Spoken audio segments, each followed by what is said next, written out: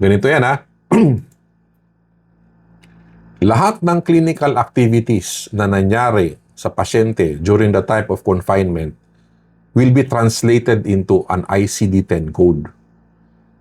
Yung claims naman, yung system ni Philel sa loob ng claims, yung tawag namin dyan N-claims, of course, kailangan yung name ng pasyente, name ng hospital, the dates and everything. But the basis of payment will always be the ICD-10 code or the RVS code. Yan lang. So, ang tinutumbok ko, ang point ko dito, may target kayo 500, 700 million, or 1 billion. If your hospital creates wrong ICD codes or RVS codes, it's a little bit ridiculous. Kaya ho, kinakailangan tama yung inyong codes. Kasi ang basis of payment is the code. Saan galing yung code?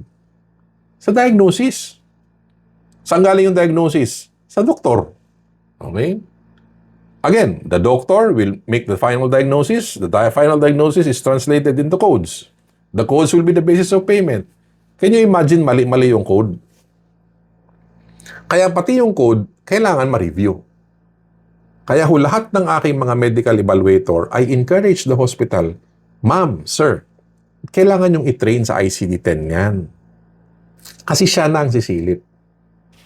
Okay? Kung tama yung ICD-10 code.